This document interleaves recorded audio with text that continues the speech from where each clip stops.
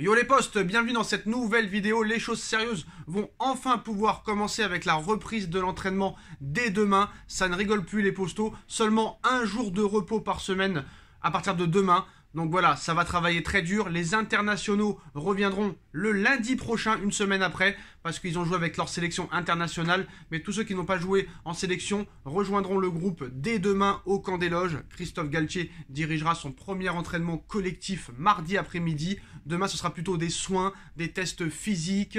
Et puis voilà, en tout cas, Christophe Galtier va signer son contrat dès demain au camp des loges. Un contrat de 2 ans, pas d'option. Donc ça, c'est très très bien.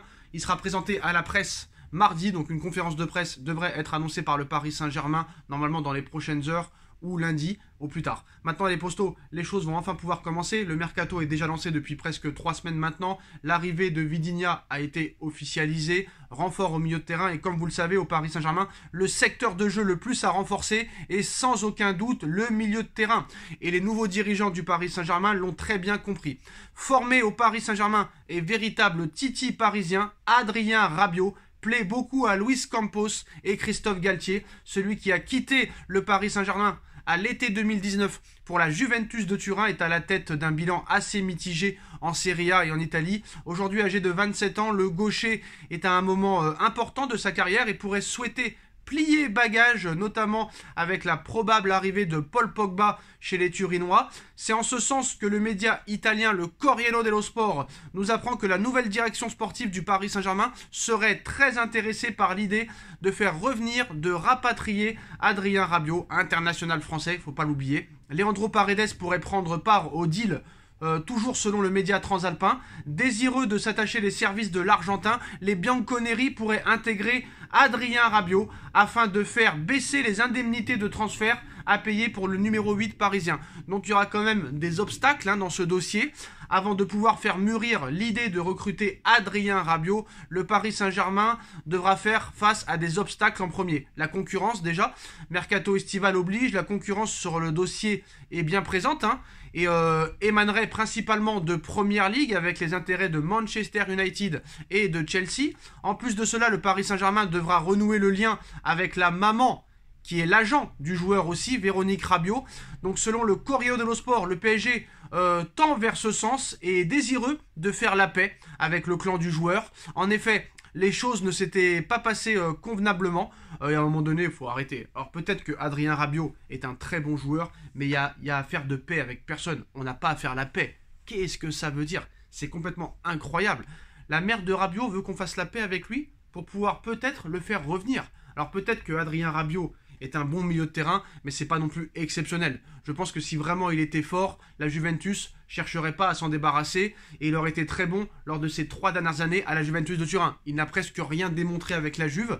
Après, c'est vrai qu'avec l'équipe de France, il a un meilleur rendement, mais voilà. Bon, il est arrivé de la Juve, il est arrivé du côté de la Juve en juillet 2019 après une fin d'aventure plus que contrasté, on va dire, au Paris Saint-Germain. Adrien Rabiot pourrait faire son retour chez les Rouges et Bleus selon la presse italienne, les postos. Peut-être devrait-on d'ailleurs changer notre slogan, Dream Bigger, rêver plus grand. C'est bien, mais aujourd'hui, nous devons surtout être réalistes. On ne veut plus du flashy, du bling-bling. C'est la fin des paillettes. Par ces mots, Nasser Al-Khelaifi a clairement entériné le début d'une nouvelle ère au Paris Saint-Germain. Les premiers mouvements pour le club de la capitale sur le marché des transferts se font encore attendre, excepté l'arrivée de Vitinha. C'est déjà quand même pas mal. Les pistes se multiplient, mais rien ne semble encore se concrétiser. Donc une chose est sûre, les hautes sphères parisiennes comptent bien remodeler complètement un effectif prêt à répondre aux grandes attentes des supporters sur la scène européenne, porté par Luis Campos, nouveau conseiller sportif du club, et Christophe Galtier, successeur de Maurizio Pochettino. Le PSG, c'est clair, veut réellement changer les choses. Donc désireux de se renforcer dans le secteur défensif aussi et de trouver un numéro 9 pour concurrencer Mauro Icardi, le club de la capitale reste également à l'affût pour ses milieux de terrain. Souvent décrié ces dernières années, l'entrejeu parisien ne présente en effet pas toutes les garanties nécessaires pour évoluer au plus haut niveau, hormis Marco Verratti qui est quand même l'homme clé quand il est en forme et quand il n'est pas blessé dans ce secteur. Donc Paris ne dispose pas d'une vraie profondeur au milieu de terrain. Il pourrait donc profiter du mercato estival pour se renforcer à ce niveau-là. Dans cette optique, les premières idées émergent et la presse italienne révèle ce dimanche une nouvelle pour le moins surprenante quand même. Hein. C'est en ce sens que le média italien nous apprend que la nouvelle direction sportive du PSG serait intéressée par l'idée de rapatrier Adrien Rabiot. Alors maintenant, Leandro Paredes pourrait faire partie du deal. Combien vaut Adrien Rabiot à l'heure actuelle? On sait que le PSG a refusé déjà 13 millions d'euros de la part de la Juve pour Leandro Paredes. Formé au PSG, bah voilà, ils sont pas sensibles, Luis Campos et Galtier, à Adrien Rabiot, qui ne serait pas contre l'idée de récupérer un élément parfaitement au courant de la vie du club et des attentes. Donc le média transalpin précise également que Leandro Paredes pourrait faire partie de l'opération. Désireux de s'attacher les services de l'Argentin, la Juve pourrait ainsi intégrer Rabiot afin de faire baisser les indemnités de transfert à payer pour le numéro 8 parisien. Alors si réellement, par exemple, la Juve propose 10 millions d'euros plus Adrien Rabiot, pourquoi pas? Même si j'irais au moins à 15 ou 20, hein, franchement. Voilà, désormais âgé de 27 ans, bah reste par ailleurs sur une saison très mitigée. Hein. C'est ça qui me fait... un petit peu qui reste sur ma faim. Alors méfiance tout de même, hein, puisque le club parisien devra faire face à différents obstacles. Hein. Donc voilà les postos. Le PSG tend quoi que, selon Corriere dello Sport, hein, le PSG tend quoi qu'il en soit vers cette ambition et aimerait désormais faire la paix avec le clan du joueur. Ça me paraît vraiment n'importe quoi. J'y crois pas. En l'information que le PSG veut Rabiot, pourquoi pas, mais je n'y crois pas que le PSG veut faire la paix avec le clan Rabiot. Moi franchement, vu comment c'est parti et vu de la manière dont il est parti, je ne veux pas, très clairement, je ne veux pas d'un retour d'Adrien Rabiot au Paris Saint-Germain. Laissons l'ancien de côté, ça n'a pas marché, ça ne remarchera pas. Prenons du sang neuf, il nous faut du sang neuf dans cette équipe. C'est très important. Et ça, il faut que, très clairement, les dirigeants en prennent conscience. Il faut du sang neuf. À gauche, à droite, dans l'axe, au milieu de terrain, en attaque, il faut très clairement du sang neuf. Après, c'est sûr que les joueurs indésirables qui ne veulent pas partir parce qu'ils ont un salaire exorbitant, ça, tu vas devoir un petit peu encore les garder. À moins que tu trouves vraiment une idée. Mais voilà, en tout cas, les postos, grosse info aussi aujourd'hui, Bernardo Silva, milieu de terrain de Manchester City, aurait dit oui au FC Barcelone. Manchester City demande 100 millions d'euros, mais le FC Barcelone veut démarrer avec une première offre de 60 millions d'euros. Alors c'est marrant, au Barça, on a une dette de plus d'1 milliard d'euros, une dette nette de 500 millions d'euros. On a recruté quand même pas mal cet hiver hein, du côté du FC Barcelone.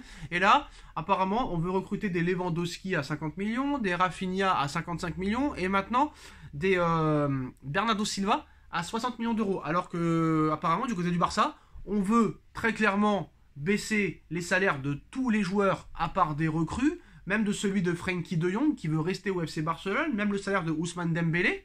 Et là, on nous explique très clairement que le Barça est prêt à dépenser plus de 150 millions d'euros pour 3 joueurs.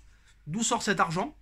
Les droits TV peut-être, je ne sais pas. Le nouveau Camp Nou. Mais quand même, je trouve ça assez bizarre. Voilà. En tout cas, Bernardo Silva pourrait atterrir au FC Barcelone dans les prochaines semaines. Quoi qu'il en soit, le dossier Lewandowski, le dossier Rafinha et le dossier Bernardo Silva n'est pas joué d'avance. Après, c'est sûr que si De Jong est vendu à Manchester United pour la somme de 80 millions d'euros, c'est vrai que là, pour le Barça, ça pourrait être plus facile. Alors, semaine décisive hein, dans le dossier Milan-Skriniar.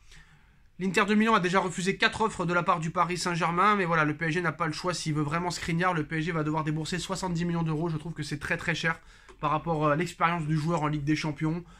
50 millions d'euros, ça aurait été largement suffisant, mais voilà, l'Inter en veut 70. Ça me paraît quand même très très très très cher les postos. Mais voilà, apparemment le Paris Saint-Germain est très chaud sur le dossier. Dites-moi en commentaire ce que vous en pensez les postos. On like, on partage, on commente, on s'abonne et on se retrouve très vite pour une nouvelle vidéo. Tchuss.